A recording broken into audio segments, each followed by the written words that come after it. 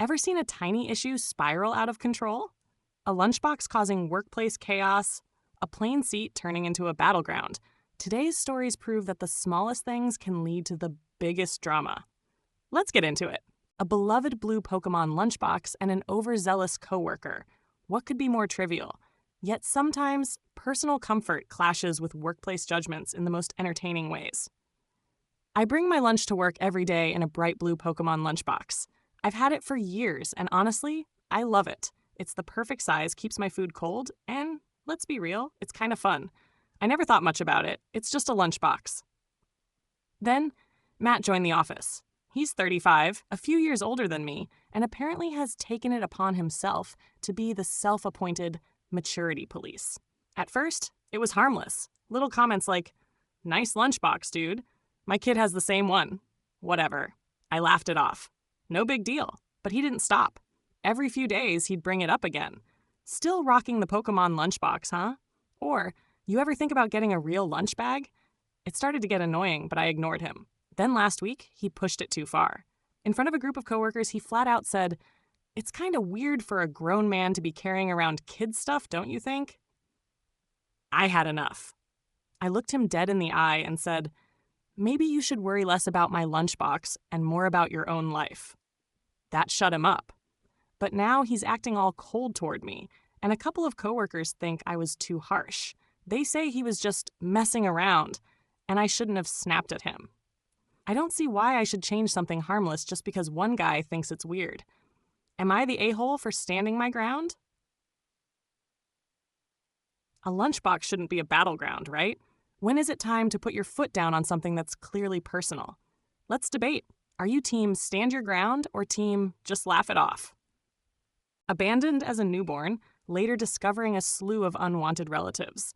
This story dives deep into the scars of family neglect and the harsh words that come when the past refuses to stay buried. I was abandoned as a newborn, left in an alley with nothing to keep me warm, in a spot where no one was likely to find me. I wasn't placed gently, wrapped in a blanket, or left somewhere safe. I was discarded, thrown away like trash. The story made the local news. No one came forward to claim me, and no one knew who I was. Eventually, I was adopted by a loving family, and honestly, I hit the jackpot. My parents were amazing. They never hid the truth from me, but they made sure I always felt like I belonged. I had siblings, extended family, and a great childhood. I never felt like the adopted kid. I was just their kid. I never cared about my birth family.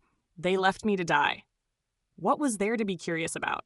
That changed recently. I got engaged, and my fiancé and I want kids someday. Seeing the health issues in her family made me realize I have no idea what genetic conditions I could pass on. So I did a 23andMe test, purely for medical reasons. Unfortunately, I messed up when setting up my account. I accidentally left the option on to allow relatives to find me. And they did. Turns out I have 5 older siblings. My birth parents had them before they had me. They knew about me. They knew what happened. And now, after all these years, they suddenly wanted to talk. At first, they were somewhat reasonable. But when I made it clear I had no interest in hearing my birth parents' sob story, they flipped. They told me how much their parents regretted giving me up, how they would have come forward but were afraid of getting into trouble for abandoning me. They actually had the audacity to say I owed them the chance to explain. I blocked them, but they weren't done. They followed me to social media, making new accounts every time I shut one down. They insisted we were family, that I should be kinder, that I was the missing piece in their lives. They kept pushing, trying to guilt me into caring about their parents, the same people who threw me away like I was nothing. After 3 months of this, I snapped. I told them to f off. I told them to leave me alone. I told them I didn't care about their stupid parents. That only made things worse. They created even more accounts, outraged at how I spoke about mom and dad. I finally had to delete my social media entirely because I couldn't keep up with blocking them. Now, I'm wondering, was I too harsh? Should I have handled it differently? Or am I justified in telling them exactly where they can shove their guilt trip? Family can be the source of our deepest wounds. When old ghosts come back to haunt you, is a harsh reply ever truly too harsh? Share your perspective on whether you think this reaction is justified. A booked window seat, a stranger's unexpected behavior, and an in-flight meltdown. Sometimes even the skies can't escape human drama. I booked my seat months in advance. A nice window seat, perfect for putting on my headphones, zoning out to music, and enjoying the flight home. Nothing fancy, just something I picked for my own comfort. But when I boarded the plane, there was already a guy sitting in my seat. I politely told him, "Hey, I think you're in my seat." He barely looked up before saying, "Oh yeah, I was hoping you'd switch with me. I have a middle seat, like 5 rows back." "Yeah, no thanks." "Sorry, but I picked this seat for a reason," I replied. He sighed dramatically. "Come on, man. Have a heart." I shook my head. "I'm just sitting in the seat I paid for." And that's when he lost it. He launched into a monologue about how terrible his life was, how everything had gone wrong for him lately, how he just needed this seat today of all days. Then, to top it off, he started crying. Loud, exaggerated sobs like a bad soap opera. The woman next to him looked extremely uncomfortable. A flight attendant finally came over and asked what was going on. Before I could even answer, he turned to her and wailed, "Is there no humanity left in people? This a-hole won't even let me have this one little thing." The flight attendant just blinked at him, then turned to me. "Sir, is this your assigned seat?" "Yes," I said. She sighed, looked back at the guy, and said, "Sir, please move." He huffed, stood up like he was some tragic victim, and stomped off to his actual seat. But as we landed, he turned to me one last time, looked me dead in the eyes, and said, "I hope you have a terrible life." So was I really the a-hole for not switching seats? Or was this guy just trying to guilt-trip me into giving up what I had fairly booked?